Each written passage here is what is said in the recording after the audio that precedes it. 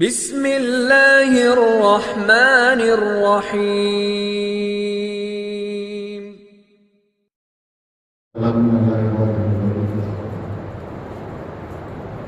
قابل احترام بزرگ اور دوستوں اور بھائیوں، اللہ تعالیٰ شاہ نے ہم سب کی زندگی دنیا اور آخرت کی کامیابی کو دین میں رکھا ہے۔ دین کے ساتھ میں کوئی شرط نہیں کہ جو بھی دیندار ہوگا اللہ تعالیٰ شاہ اس کی زندگی کو کامیاب کرے گا، کوئی استثناء نہیں۔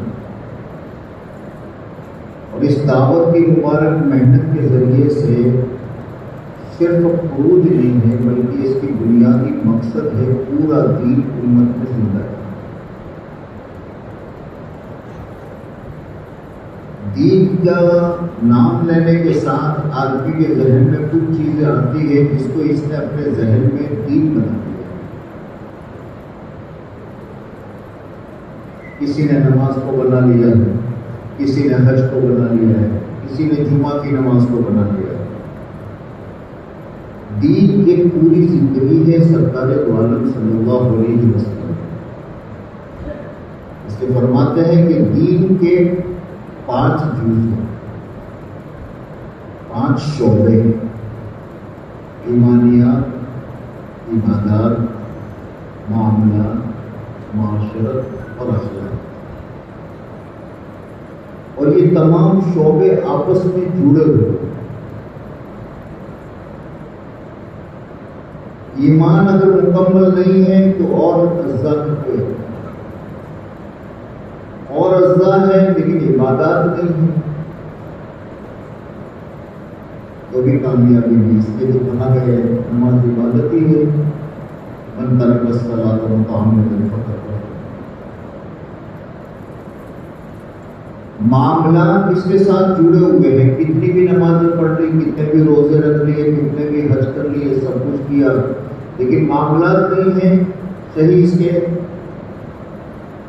تو قیامت کے دن وہ حدیث پاک میں ہے کہ آدمی اتنی نیکیاں لے کر آئے گا کہ پہاڑوں پر رکھ دی جائے گا، لیکن معاملات صحیح نہ ہونے کی وجہ سے یہ ساری اس کا حاصل ہے۔ معاشرت اس کے ساتھ ہے۔ تو ہماری اس محنت کی بنیاد پورا دین حاصل ہے، اور انسان کو اللہ تعالیٰ شاہ اس دنیا میں مختلف حالات میں رکھتے ہیں اور مختلف حالات پہ اسے آزماتے ہیں کہ دین کتنا ہے۔ کبھی غربت میں، کبھی مالداری میں، کبھی بیماری میں، کبھی تندرستی میں، کبھی حضر میں، کبھی سفر میں، مختلف حالات انسان پر آتے ہیں۔ ان حالات میں اس کی دین داری کو دیکھا ہے۔ اس لیے پوری زندگی کے ہر شعبے کا اور ہر حال کا دین ہے۔ غربت کا دین ہے، امیری کا دین ہے، بیماری کا دین ہے، صحت کا دین ہے۔ اور جو آدمی اپنے اس حال میں اس دین پر چلے گا وہ کامیاب۔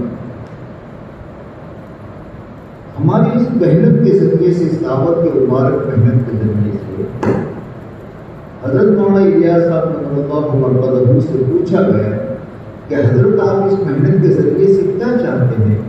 تو حضرت مولانا الیاس صاحب رحمۃ اللہ علیہ نے فرمایا جمیع ما جاء به النبی صلی اللہ علیہ وسلم، وہ تمام دین جو سرکار دو عالم صلی اللہ علیہ وسلم لے کر آئے تھے، میں اس امت میں اس کو زندہ رکھوں۔ اس پہ آدمی کو مختلف حالات ہوتے ہیں لیکن ان حالات میں دینداری اثر ہے۔ اب اس میں مجھے ایک بات کی طرف میں اشارہ کرنا ہے، بہت قریب تھوڑا دھیان سے، اور میں کوشش کرتا ہوں اس کو مختصر رکھ کروں۔ بہت دنوں سے دل ایک طرف جل رہا ہوں، پریشان ہوں۔ دنیا میں 2 قسم کے ہوتے ہیں، بعض مرتبہ کچھ لوگوں سے محبت ہو جاتی ہے، بعض مرتبہ کچھ مسائل کی وجہ سے آپس میں اختلاف ہو جاتا ہے۔ تو محبت کا دین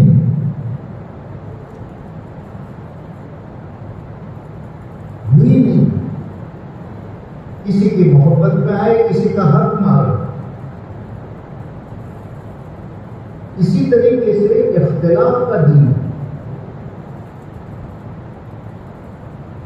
کسی سے کوئی ناچاکی ہو گئی, کسی مسئلے پر ہمارا اس سے اختلاف ہو گیا, تو اس اختلاف کی کوئی حد ہے.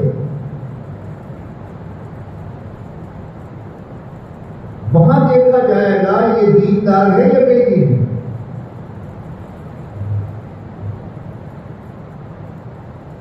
اس کے اختلاف میں کہاں تک جا سکتا ہوں, کہاں تک مجھے شریعت جانے کی اجازت دے.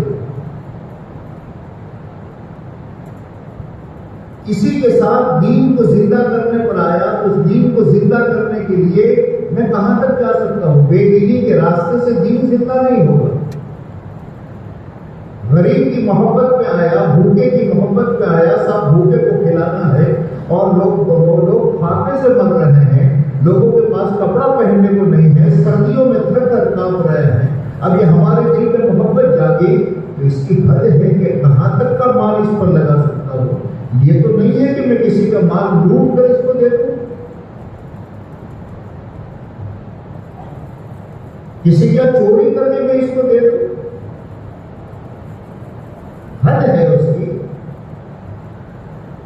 دین زندہ کرنے کی حد. اس لیے حضرت تھانوی رضی اللہ عنہ نے اس بات کو کہا ہے کہ بے دینی کے راستے سے دین زندہ نہیں ہو. ہم مکلف ہے دین کی کو پر چلتے ہوئے جتنا کر سکتے ہیں اتنا کریں.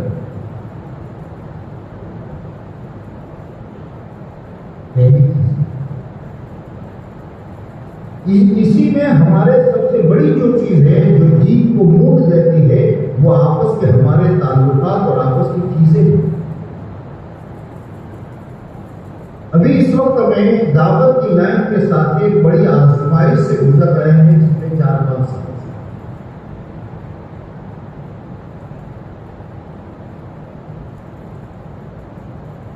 اب اس آزمائش کے دوران میں کہاں ہوں یہ ہمیں سوچنے کی ضرورت ہے.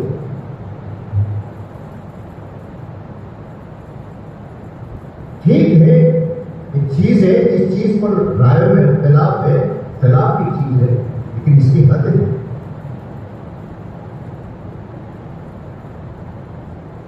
اس کی حد ہے. جو چیزیں شریعت میں حرام ہے وہ اس حال میں کہ حرام رہے گی.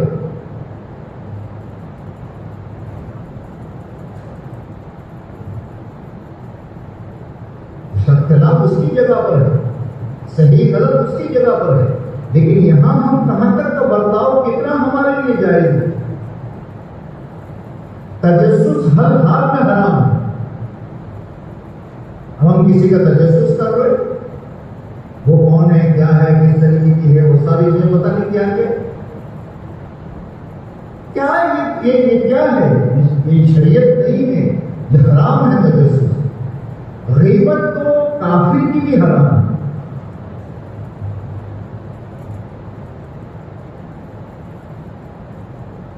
ٹھیک ہے ہمارے کچھ ساتھی جو ہے وہ ان کے نزدیک جو چیز ہے وہ اپنے لحاظ سے کام کر رہے ہیں. اب ہمیں کہاں تک کی اجازت ہے ان کے غیبت کرنے کی, ہمیں کہاں تک اجازت ہے, کون سی شریعت اجازت دے رہی ہے.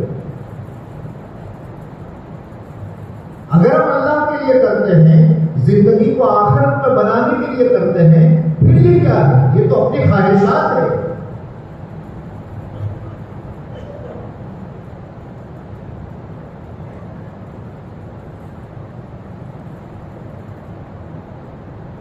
ہمیں اپنی آخرت دیکھیے اسے سامنے رکھیے.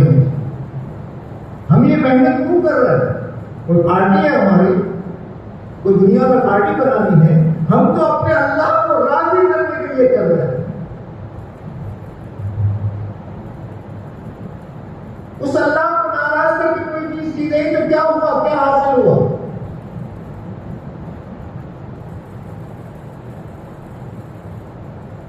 ہمیں تجسس سے منع کیا گیا ہے, ہمیں غیبت سے منع کیا گیا ہے, ہمیں مسلمان کیا ہے کہ پیچھے لگنے سے منع کیا گیا ہے.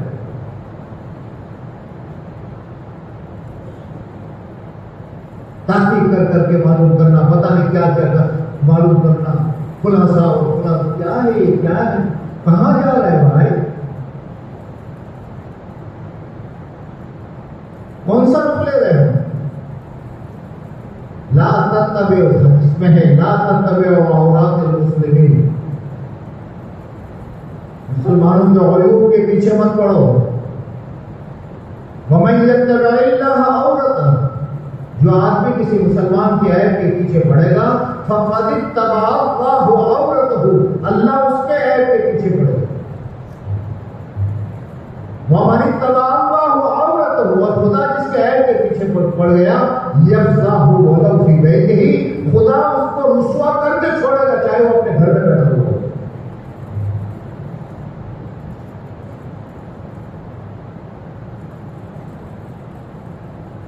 بعض مرتبہ دین کا حیضہ ہو جاتا ہے.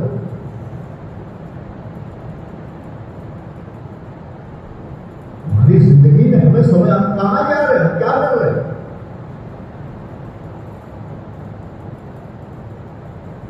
اس لیے ہمارے حضرات، دیکھو کان کھول کر سن لو اس بات کو، ہمارے حضرات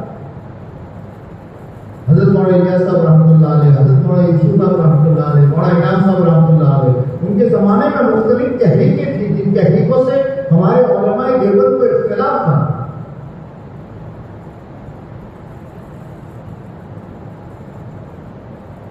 لیکن یہ حضرات اپنی جگہ اور دوسرے کے اختلاف اس کی جگہ ہے. ہمارے دعوت کی لائن کے بیانات میں اس زمانے میں، جس زمانے میں وہ دور تو میں نے بھی دیکھا ہے، میری عمر کی دعوت کی لائن میں لگے ہوئے لوگوں نے دیکھا ہوگا کہ مستقل جہاں دعوت کی لائن کا اجتماع ہوتا تھا وہاں بدعتیوں کا، بریلیوں کا مستقل سامنے پنڈال لگتا تھا. ابھی ماضی قریب میں تو تم نے احمد آباد میں بھی دیکھا ہے، وہاں سے مستقل تقریریں ہوتی تھی ان لوگوں کے خلاف، اور یہاں تقریر ہوتی تھی جنت اور جہنم اور قبر. کبھی ہمارے بڑے کسی کے عیب کے پیچھے نہیں پڑے.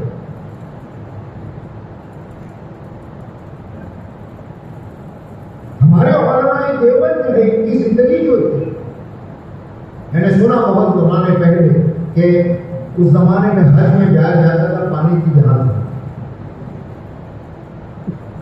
اب جہاز میں سوار ہوئے تو معلوم ہوا کہ حضرت قاری طیب صاحب بھی اسی جہاز میں ہے اور مولانا احمد رضا صاحب بریلوی جو بڑے ہیں وہ بھی اسی جہاز میں.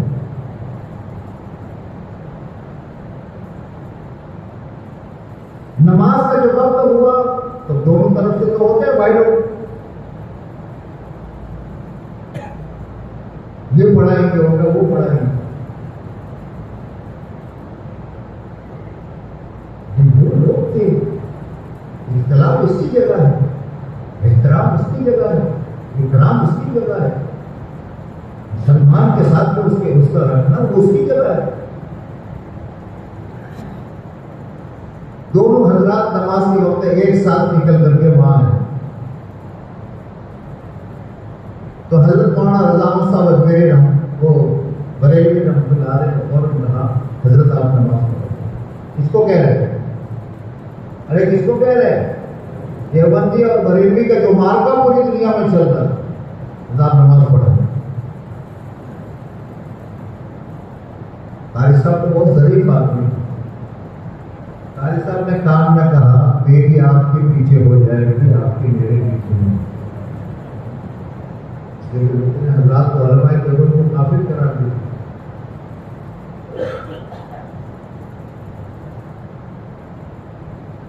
تو پھر مولانا نے یہ کہا حضرت اس بات کو چھوڑ، کیونکہ نماز آپ پڑھائیں گے میں آپ کے پیچھے پڑھوں گا. قاری صاحب نے پھر نماز پڑھا. کہاں جا رہا ہے ہمارا بہن؟ اس کی قیمت جب ہو گئی. میں آگے بڑھ کر کے کہوں مجھے بہت دکھ ہو رہا ہے. ہمارے بہت سے ساتھی ٹھیک ہے ان کے نزدیک میں سمجھ میں آیا جس زمانے میں کوئی نہیں تھا اس زمانے میں وہ مجاہدے کرتے تھے، ان کے مجاہدے ہمارے سامنے ہیں. کن کن حالات میں انہوں نے کام کیا ہے، کس کس موقع میں کام کیا ہے. اب یہ 2-5 سال میں تبلیغ میں لگا ہوا، ان پر مستقل بیانات اور ان پر تنقیدیں کر رہا۔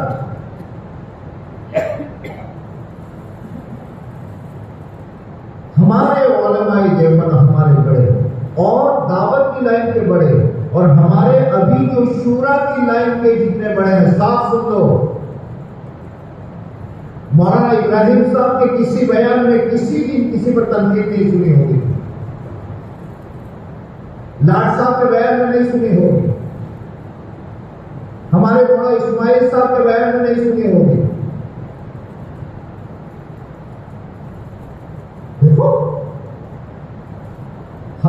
شورا کے جو ذمہ دار حضرات تھے، یہ بالکل ان کو تو ان کے سامنے اگر کوئی بات کہتا ہے تو ان کو تذکرہ بھی انہیں برا لگتا ہے۔ ہمیں آخرت میں کامیاب ہونا ہے، پارٹی ہے کوئی ہماری۔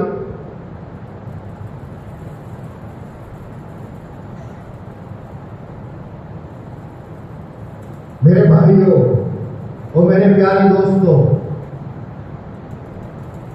بڑے ادب سے محبت سے کہہ رہا ہوں، کام کرنے والا مجمع ان چیزوں کو نہ دے۔ تمہارے موبائلوں میں اس قسم کی کوئی چیز آئے تو اسے کاٹ دو۔ کیا ضرورت ہے ہمیں امت سے برزن ہونے کی؟ ہمیں جو کام دیا گیا ہے اس کام کو کرو، ڈھونڈنے اس میں لگے رہو۔ اور یہ جو جتنے بھیجنے والے جو ہوتے ہیں نا، یہ پھلی کھوڑ کر نہیں دیتے۔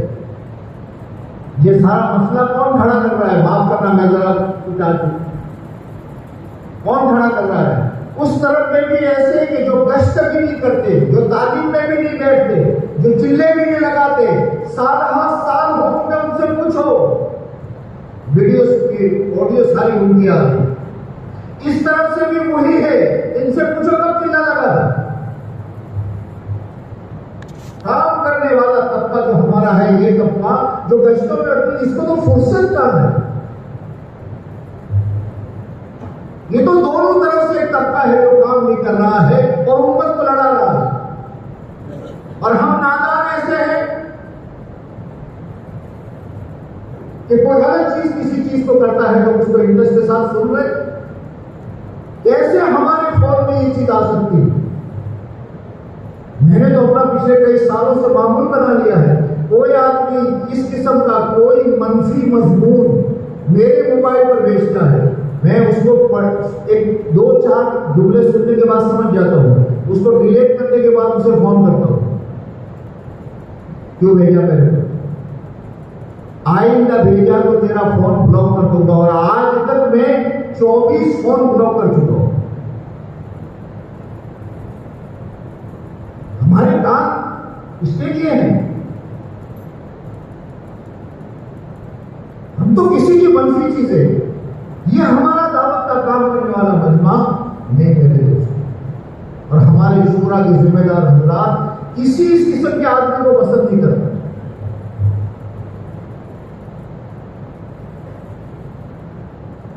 اس لیے اس میں کوئی انٹرسٹ مت لو، اپنے کام سے کام کرو۔ یہ شیطانی ایک حرکت ہے،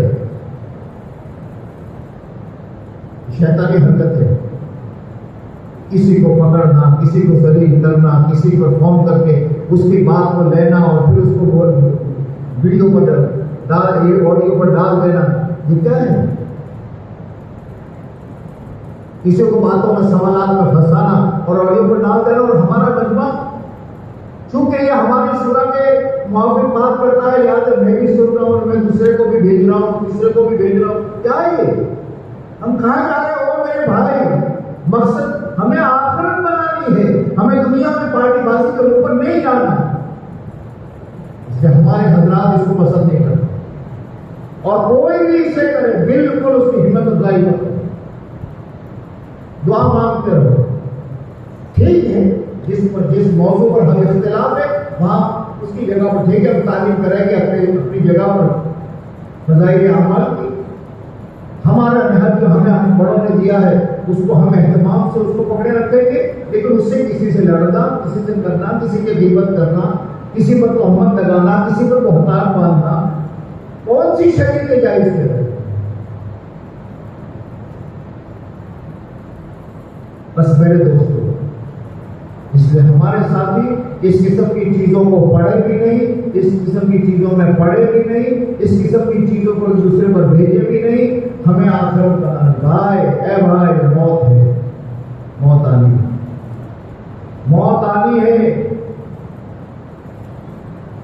اور اس اللہ کے سامنے اپنے اعمال کو پیش کرنا ہے جو عالم بذات الصدور ہے۔ اپنی حفاظت کرے، بس شیطان کس راستے سے آتا ہے؟ اپنی حفاظت کرے، اپنے ساتھیوں کی حفاظت کرے، اور کوئی اللہ تعالیٰ میں لگے بغیر اپنے کام میں کام ہے، اور اللہ کے سامنے دعائیں خوب لوگ۔ ابھی میں نے کل مولانا سے، مولانا رحیم صاحب سے عرض کیا، مولانا ہمارا مشورہ ہے، اب کے بارے آپ نہیں ہے تو کوئی بات، بس ساتھیوں سے مولانا نے یہی کہا کہ محنت کرتے ہیں ہمارے ساتھی، اللہ کا شکر ہے کسی شکل میں اعمال زندہ ہو رہے ہیں، لیکن دعاؤں کی مقدار کم۔ وہاں پچھلے 1 سال سے یہ جملہ کہہ رہے ہیں، ہمارے ساتھی ہم سب دعا میں لگے، اور حق تعالیٰ شانہ ہمیں فتنے اور اس قسم کی تمام